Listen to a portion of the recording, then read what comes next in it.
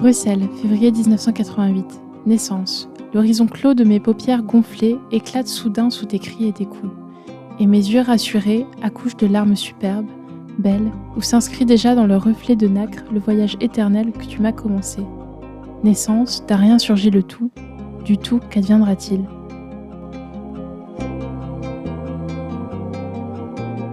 N'a rien surgit le tout et du tout qu'adviendra-t-il ? Voilà une question qui traverse le premier roman de Tatiana Liper, Mundele, un roman qui tombe à point nommé pour ce premier épisode.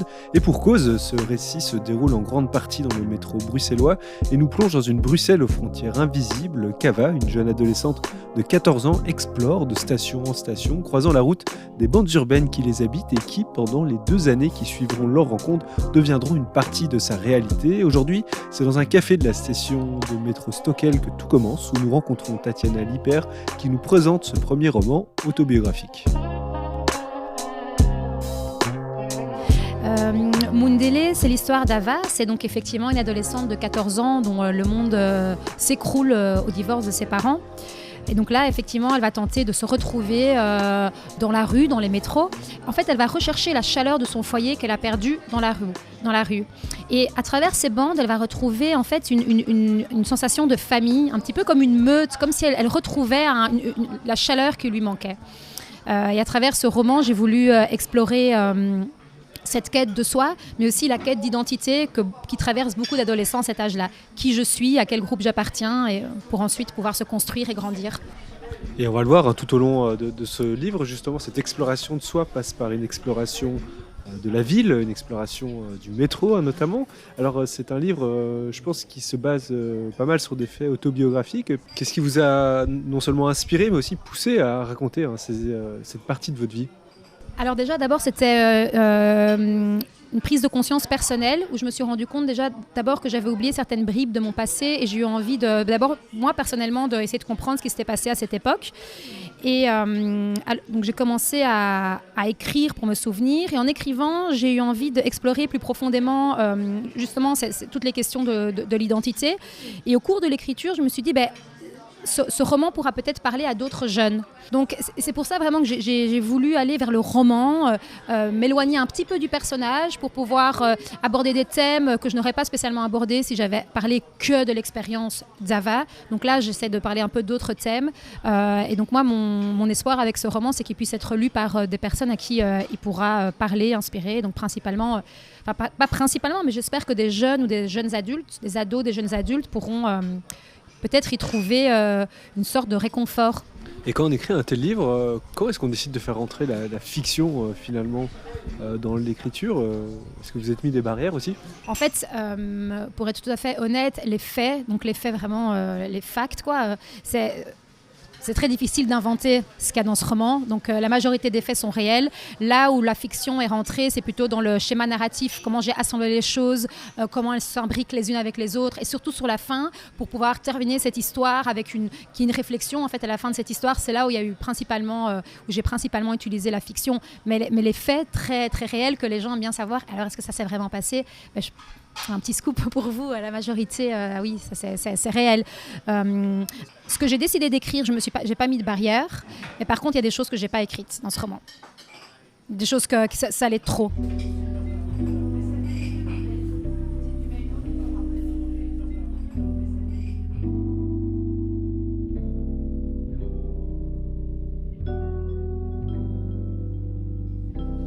Alors dans ce premier extrait qui ouvre cette émission et votre livre aussi d'ailleurs, c'est le père qui parle, on imagine que c'est à travers une sorte de journal. Alors il y a cette question qui est un peu lancinante dans votre livre, qui est cette question des identités mouvantes, comme vous en parliez d'ailleurs un peu plus tôt. Tout à fait, et je trouvais intéressant d'insérer ces passages du père, déjà pour donner un peu de souffle au récit, mais aussi parce que j'ai voulu montrer effectivement, comme vous le dites très justement, que les identités sont mouvantes. Et donc on suit Ava.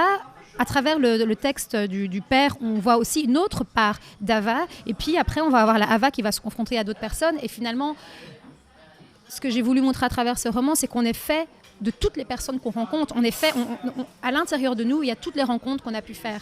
Donc oui, les identités sont mouvantes. On n'a jamais fini de se construire, en fait. Et c'était très important pour moi parce que ça permet d'être plus empathique, en fait, quand on se rend compte de ça. Et puis comme vous dites, ces parenthèses d'écriture du père, ça offre un peu un peu ces bulles de tendresse dans un quotidien qui semble devenir de plus en plus rude. Tout à fait, de tendresse, tout à fait. Effectivement, j'ai senti à un moment dans le roman qu'en fait ça allait très vite, que c'était assez intense et je cherchais comment faire pour un petit peu calmer le rythme de temps en temps et aussi pour en fait, sans mettre des mots dessus ou sans ajouter des passages qui auraient été faux, montrer cet amour paternel malgré l'absence. Et à travers le texte du père, on comprend en fait qu'il y a un amour profond, mais parfois un petit peu maladroit. Parce que voilà, le père reste aussi humain en fait, donc il n'est pas parfait. Donc il y a un amour profond, un amour paternel, mais qui n'est pas toujours facile pour lui à montrer. Il y a donc ce père qui écrit, il est aussi question d'un oncle dans votre livre qui lui est écrivain. Est-ce que pour vous, lorsque vous étiez jeune adulte, écrire, devenir écrivaine, c'était concevable, c'était une possibilité pour vous ? C'est une question intéressante parce que justement, quand j'étais adolescente, moi qui adorais lire et écrire en tant qu'enfant, à l'adolescence, j'ai bien sûr mis tout ça de côté. Aussi parce qu'en fait, à l'école, on nous donnait des romans comme Madame Bovary, Antigone, je ne m'identifiais pas du tout, donc ça ne m'intéressait plus du tout la lecture. C'était beaucoup trop loin de mon univers. Et l'écriture est rapidement revenue dans ma vie quand j'étais un peu plus stable. Et là, d'abord, j'ai raccroché avec la lecture et j'ai été, de manière, je pense, inconsciente, vers beaucoup de romans avec des histoires inspirées de faits réels. Et par exemple, le roman Rien ne se pose à la nuit de Delphine de Vigan, qui a été, je pense, il y a eu un avant et une après ce roman, parce qu'en le lisant, je me suis dit, on peut écrire en fait sur sa famille, sur des choses qu'on a vécues, c'est possible. Il y avait aussi un roman de Annie Ernaux, Mémoire de fille. C'est aussi un roman où elle parle de choses qu'elle a vécues. Et en fait, je trouvais ça beau, même si tout n'est pas réel, mais de se dire, en fait, cette personne a vécu des choses, elle les met en mots, et moi, ça me parle. Et à ce moment-là, je pense qu'il y a quelque chose qui s'est mis en place dans ma tête, où je me suis dit, un jour, j'aimerais aussi écrire, parler à des gens. Et oui, j'avais une histoire à raconter. Et justement, cette histoire que tu racontes, elle commence à Stockel. Alors, je propose qu'on y aille. On est juste à côté, là, dans la station de métro, pour que tu puisses un peu nous en dire plus, justement, sur ce roman. Là, c'était que le mobile, mais j'en avais pas. Ah, ok.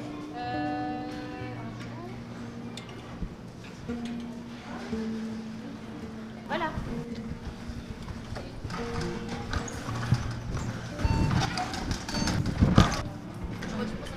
Alors on est dans la station de métro Stockel. Pourquoi avoir choisi de commencer ici, Tatiana Lippert ? Parce que Stockel, c'est la station d'Ava, sa station d'origine, c'est de là d'où elle vient. Elle grandit tout près de Stockel. Donc c'est la première station sur la ligne. Et déjà quand elle sort de l'enfance, comme en fait elle prenait jamais le métro en tant qu'enfant, pour elle le métro, même Stockel, c'était un endroit de l'étrangeté en fait, par rapport au monde duquel elle venait. Dans l'histoire, on voit la première fois qu'elle prend le métro pour aller à l'école, elle collait à sa maman, elle a vraiment peur. Et je pense qu'il doit sûrement y avoir quelque chose du fait que c'est là qu'elle a refait sa vie, presque en fait, après quand elle a commencé à décrocher. Peut-être même qu'il y a une part inconsciente de se dire je vais précisément là où en fait je ne pouvais pas aller, là où c'était dangereux chez moi, en fait je vais précisément là maintenant. Il doit y avoir peut-être une part de ça en elle. Et c'est là aussi qu'elle sait qu'en traînant dans les métros, elle va pouvoir retrouver des gens qui y traînent aussi. Et donc c'est presque un lieu de rencontre aussi pour elle, c'est un lieu social. Elle trouve ça hyper intéressant de s'asseoir à une station à Rodebeek, de rester là et d'attendre que 3, 4, 5 métros passent et voir qui va sortir, qui va rentrer. Ouais.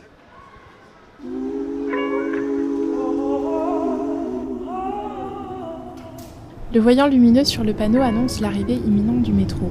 D'est en ouest de Bruxelles, 22 arrêts s'étirent entre Stockel et Aumale, la station de Dany. Ava n'est jamais allée aussi loin sur cette ligne qui, au-delà du centre-ville, s'enfonce dans des quartiers chargés de sombres réputations. Le métro freine bruyamment, les portes s'ouvrent. Ava se précipite vers les sièges du fond, rassurée d'en voir un de libre, tandis que les instructions de Dany résonnent dans sa tête. « Mets tes écouteurs, plonge dans ta bulle. Ne lève pas trop les yeux, ma sœur t'attendra à l'arrêt. » Une à une, les stations défilent comme des tableaux éphémères. La vue familière sur l'extérieur d'Alma, les dégradés de carrelage gris de Rodebeek, la mosaïque blanche de Montgomery, les carrés rouges distinctifs à De Broecker.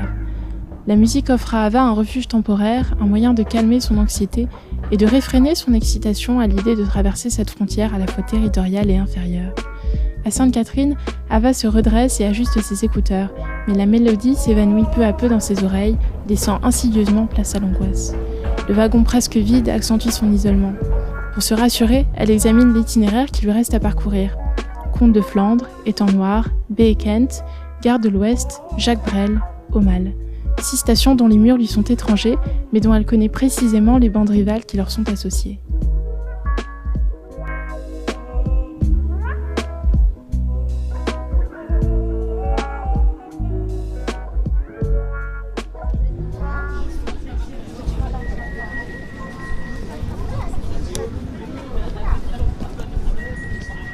Ça a commencé comment pour toi l'écriture? Est-ce que tu as une routine maintenant? Ouais, en fait j'ai 2 enfants, donc c'est dur d'avoir des routines d'écriture avec des enfants. Mais en fait, je suis donc professeure, comme tu sais, et donc quand mes enfants étaient petits, je travaillais à mi-temps en tant que prof, et l'autre mi-temps j'étais avec mes enfants parce que mon mari est hollandais, du coup on était aux Pays-Bas, et là-bas la crèche c'est très très cher, c'est pas du tout subsidié, donc c'est un salaire, c'est une crèche, la crèche. Donc là à ce moment-là j'ai beaucoup moins écrit. Mais actuellement, au Myanmar, j'ai un peu plus de temps. Donc les jours où je ne travaille pas, en fait, dès le matin, souvent je fais une grande marche ou je fais quelque chose un petit peu de physique pour un petit peu sortir mon énergie. Ensuite, je reviens, je prends un bon petit café et je me lance. Et là, je suis dans mon univers et il faut que je mette un réveil pour aller chercher les enfants parce que je déconnecte. Alors, c'est peut-être un peu tôt parce que ton premier roman vient de sortir, mais tu travailles déjà sur autre chose? Ouais, non, et j'en suis très très heureuse. C'est un roman pour le coup qui n'a absolument rien à voir avec moi. Par contre, il se passe au Myanmar, en Birmanie où je vis. En fait, quand je suis arrivée dans ce pays, quand je voyage, j'aime beaucoup m'imprégner du pays en lisant des romans qui ont été écrits sur ce pays. Et donc, généralement, j'essaie d'éviter de lire tout ce qui est guide touristique, etc. J'aime bien vraiment m'imprégner de l'énergie du pays par des histoires. Et je me suis rapidement rendu compte qu'il y avait très peu de livres écrits qui se passent au Myanmar et aussi surtout qu'il y avait énormément de littérature de là-bas, des écrivains là-bas qui a été censurée ou jamais publiée. Énormément d'écrivains là-bas. En fait, les mots sont très importants au Myanmar. Il y a énormément de censure, donc des écrivains assassinés en prison ou qui ont fui le pays. Et donc j'ai commandé tous les recueils de poèmes que j'ai pu trouver qui ont été écrits du coup par des écrivains qui avaient fui le pays. Je les ai commandés, j'ai commencé à les lire et ça m'a nourrie. Et je me suis principalement intéressée à un poète qui, lui, il a été emprisonné plusieurs fois pour ses poèmes. Ensuite, quand il y a eu le coup d'état militaire en février 21, il allait dans la rue, donc il a été déjà allé un peu plus loin que juste les poèmes.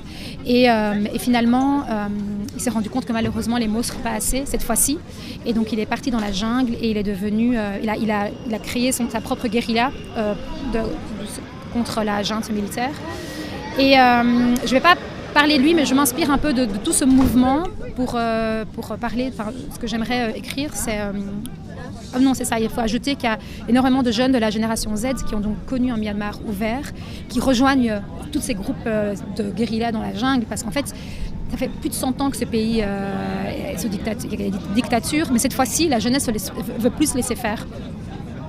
Donc, j'aimerais bien écrire l'histoire d'une jeune fille. J'aime bien en fait avoir des jeunes héroïnes. Donc là, ce serait une jeune fille de 16-17 ans qui, au début aussi, essaye à travers ses poèmes d'exprimer ce qui se passe, mais qui, à un moment, dès qu'elle peut, va partir et rejoindre un groupe de guérillas dans la jungle. Et donc, il y aura cette idée elle va rejoindre le groupe de ce poète.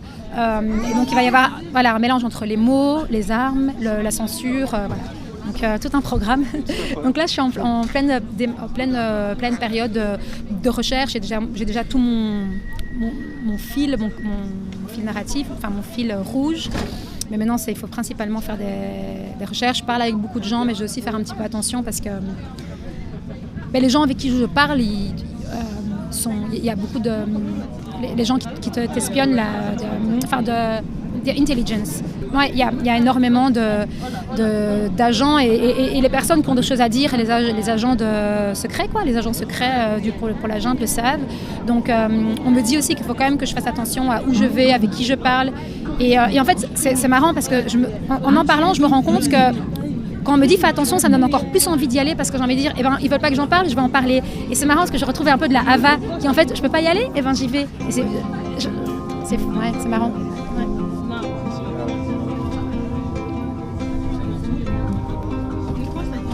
Hava, elle flotte un petit peu. Et donc à travers l'autre, elle essaie de se construire. En fait, j'ai décrit ce qu'Hava avait vu pendant son adolescence. Mais Hava, sur le moment, elle réfléchit pas, elle le vit, elle est contente d'être là. Et il y a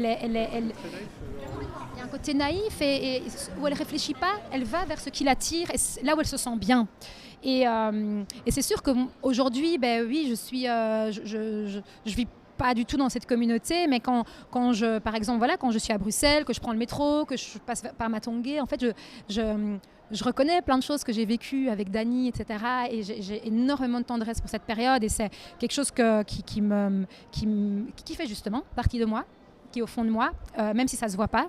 Et j'en suis reconnaissante parce que ça m'a rendue, je pense, aussi plus empathique, compréhensive d'autres réalités, d'autres cultures.